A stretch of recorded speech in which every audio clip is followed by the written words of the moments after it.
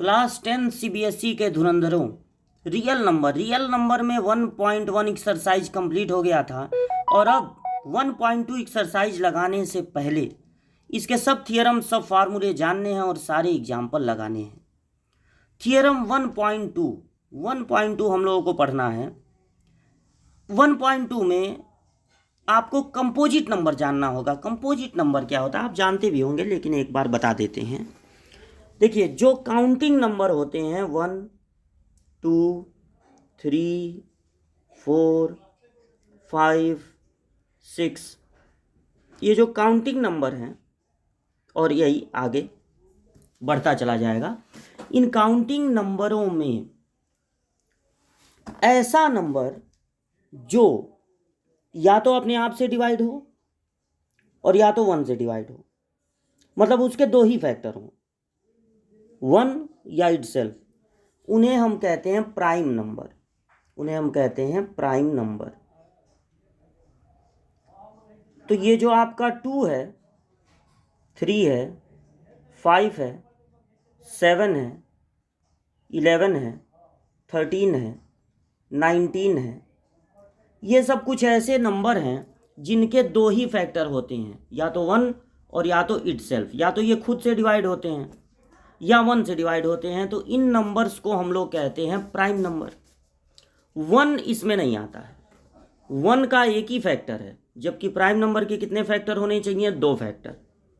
तो 2 के 2 फैक्टर हैं, एक तो 1 और एक 2। तो इसलिए 1 को प्राइम नंबर में नहीं रखा गया है। अब जो प्राइम नहीं है अदर देन 1, मतलब जो 1 ना हो और जो प्राइम ना हो, that is composite number. Counting number में 1 को छोड़ दीजिए और प्राइम नंबर को छोड़ दीजिए तो वो कहलाते हैं कंपोजिट नंबर। तो कंपोजिट नंबर की स्टार्टिंग कहाँ से होगी? 4 से, फिर होगा 6, फिर होगा 8, 9, 10, 12, 14, 15, 16, 18, ये सब प्राइम नंबर कंपोजिट नंबर हैं। तो कंपोजिट नंबर का डेफिनेशन क्या हो गया? Number that is not a counting number that is not 1 and that is not prime.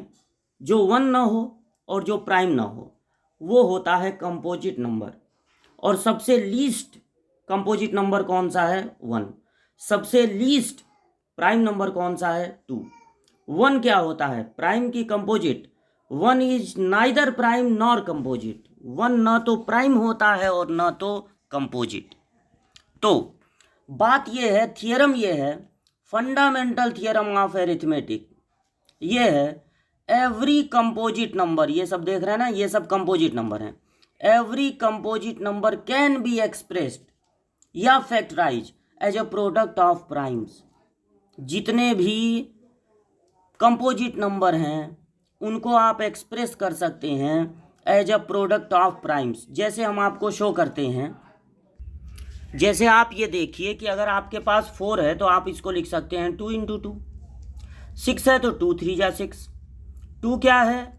Prime number है। 3 क्या है? प्राइम नंबर है। तो आपको दिया गया अगर कंपोजिट नंबर तो आप उसको प्राइम नंबर के प्रोडक्ट के रूप में फैक्टराइज कर सकते हैं। 8 है तो 2 × 2 × 2, 9 है तो 3 3 जा 9, 10 है तो 2 5 जा 10। ये सब 2 5 3 क्या है? प्राइम नंबर हैं। 144 है और ये सब क्या है? कंपोजिट नंबर हैं। ये सब कंपोजिट नंबर हैं। और जो इधर राइट साइड में दिख रहा है वो सब प्राइम नंबर है। 144 को आप लिख सकते हैं 2 × 2 × 2 × 2 16, और 16 9 जा होता है 144। 16 का टेबल याद रखना चाहिए। 3 3 जा 9। तो थियरम क्या है कि किसी भी कंपोजिट नंबर को प्राइम नंबर के प्रोडक्ट के रूप में लिखा जा सकता है। प्राइम नंबर के प्रोडक्ट के रूप में लिखा जा सकता है। तो यही थियरम एनसीईआरटी की बुक में 1.2 में आपको बताया गया है।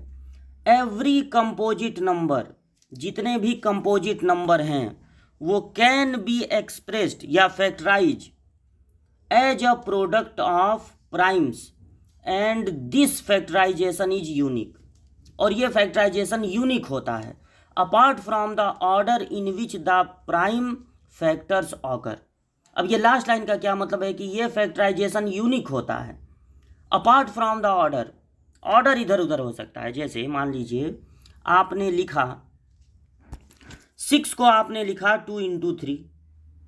अब आपका फ्रेंड अगर इसको अलग लिखना चाहे तो वो ज़्यादा से ज़्यादा 3 × 2 लिख सकता है। लेकिन अगर आपने एक बार 2 का यूज किया है और एक बार 3 का यूज किया है तो उसको भी यही यूज करना पड़ेगा। 6 को लिखने के लिए वो 2 बार 2 का यूज किसी भी कंडीशन में नहीं कर सकता है। तो जो कंपोजिट नंबर होगा उसका जो फैक्टराइजेशन होगा वो यूनिक होगा। Apart from order, order change हो सकता है, आप लिख सकते हैं 2 × 3 और आपका फ्रेंड लिख सकता है 3 × 2।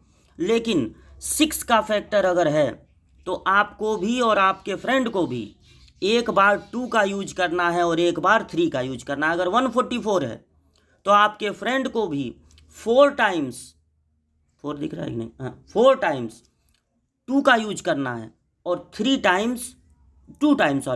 टाइम्स 3 का यूज करना है, आपको भी और आपके फ्रेंड को भी। हाँ, आप थोड़ा सा ऑर्डर चेंज करके एक दूसरे से अलग होने की कोशिश कर सकते हैं, लेकिन आप एक दूसरे से अलग नहीं होंगे। 144 का एक यूनिक फैक्टर होता है, जो आपका फ्रेंड लिखेगा वही आपको भी लिखना पड़ेगा, ऑर्डर बस चेंज कर सकते हैं। यही था थियरम 1.2। अब एक राज की बात सुनिए। राज की बात यह है कि 2 और 5 का मल्टीप्लिकेशन होता है 10।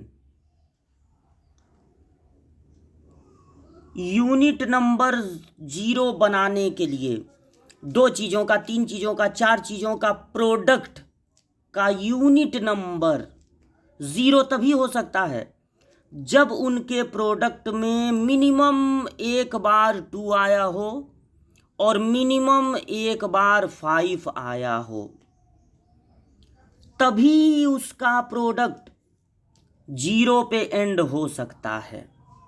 तो इसको हम लोग लिखा जाए और याद किया जाए। ध्यान से सुनिए। ओनली अ नंबर, या आप कह सकते हैं composite number, only a number whose prime factorisation is in form 2 पे पावर m 5 पे power n, 2 to the power m 5 to the power n, where m and n are natural numbers. मतलब m की minimum value 1 होनी चाहिए, n की भी minimum value 1 होनी चाहिए। यानी कि उस नंबर के, उस कंपोजिट नंबर के प्राइम फैक्टराइजेशन में कम से कम एक 2 होना चाहिए और एक 5 होना चाहिए, तभी उस नंबर का एंड 0 पे होना पॉसिबल है। अब देखिए क्वेश्चन क्या लगाना है, क्वेश्चन को देखिए, उसमें यही फार्मूला आपको लिखना रहेगा। तो इसको आप अपनी कॉपी में नोट कर लीजिएगा फार्मूले को। कंसीडर द नंबर 4 पे पावर n। आपको एक नंबर दे रहे हैं 4 पे पावर n, इस पर आप थोड़ा डिस्कस कीजिए। Where n is natural number, जहां पर n नेचुरल नंबर है। Check whether there is any value of n for which 4 पे power n ends with the digit 0। अब बताइए कि अगर हम आपको नंबर दिए हैं 4 पे पावर n और आपसे ये कह रहे हैं कि n के प्लेस पे कोई भी नेचुरल नंबर रखना है, नेचुरल नंबर रखना है।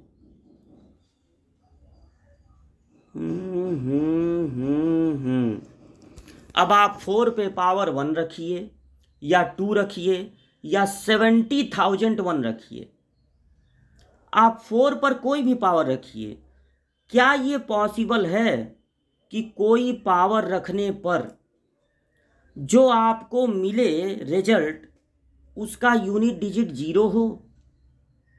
उस नंबर का एंड जो इसका 4 का 70,001 टाइम्स प्रोडक्ट करने के बाद जो मिले, क्या उसका यूनिट डिजिट 0 हो सकता है? Check whether there is any value of n for which 4 पे power n ends with the digit 0। क्या 0 पर इसका एंड हो सकता है?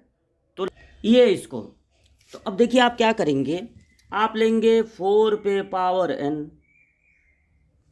और 4 का आप करेंगे प्राइम फैक्टराइजेशन। तो 2 2 जा 4, फिर 2 1 जा 2, तो 4 को आप क्या लिख सकते हैं, 2 इंटू 2, इस पे पावर होगा n। आप 2 इंटू 2 को 2 पे पावर 2 लिख सकते हैं और इस पे पावर होगा n। फिर आप इसको लिख सकते हैं 2 पे पावर 2n, हो गया 2 पे पावर 2n, 2 पे पावर 2n। तो आपने 4 पे पावर n को में से 4 को ले लिया किनारे, वहीं फेयर पे, कोई रफ पे जाने की जरूरत नहीं है, और आपने 4 का फैक्टर किया तो 2 बार 2 मिला। अब 2 इंटू 2 यानी 2 पे पावर 2 यानी 2 पे पावर 2n। यहाँ 2 तो है लेकिन 5 है, 5 नहीं है। कम से कम एक 5 तो होना चाहिए। 2 भले ही 10 ठो 50 ठो, 2 कम से कम एक होना चाहिए और 5 भी कम से कम एक होना चाहिए। तो आप क्या कहेंगे, आप यही बात वहाँ पर लिख देंगे, ओनली अ नंबर, या यहाँ पर कंपोजिट वर्ड जोड़ दीजिएगा, only a composite number, composite यहाँ पर जोड़ दीजिएगा, only a composite number whose prime factorisation is in form 2 पे पावर n, 5 पे power n, where m n and r natural number can end with 0, therefore 4 पे power n can't be end at 0। या अगर छोटे में लिखना चाहें तो आप लिख सकते हैं कि it is not in form of 2 पे पावर m, 5 पे पावर n। ध्यान से सुनिए, फिर इतना काम करने के बाद, मतलब यहाँ तक का काम करने के बाद, यहाँ तक का काम करने के बाद आप लिख देंगे it is not in form of 2 पे पावर m, 5 पे power n, where m and n are natural number, therefore it can't end with 0। यानी 4 पे कोई भी पावर रख दीजिए, वो कभी 0 पर उसका एंड नहीं होगा। आप अब तक की अपनी पढ़ाई में बहुत बार एलसीएम और एचसीएफ फाइंड किए होंगे, लेकिन क्या आपने कभी एलसीएम और एचसीएफ इस मेथड से फाइंड किया है जो अब आपको बताने जा रहा है? देखिए, जो एचसीएफ होता है वो, और जो एलसीएम है वो क्या होता है? एचसीएफ होता है product of smallest power of each common prime factor in numbers.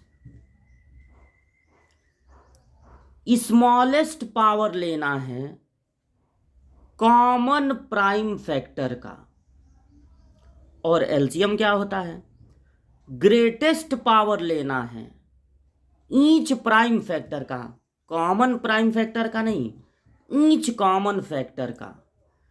इन दोनों एलसीएम एचसीएफ के डेफिनीशन को, या कहिए फार्मूले को, हम लोग ये क्वेश्चन लगाते लगाते समझें तो ज़्यादा आसानी से हम लोग समझ सकते हैं। हमारा क्वेश्चन है कि 6 और 20 का हमको निकालना है एलसीएम, लेकिन प्राइम फैक्टराइजेशन मेथड से। तो हम करेंगे क्या, हम 6 को लेंगे और प्राइम फैक्टराइज कर लेंगे। 2 3 जा 6 और 3 1 जा 3।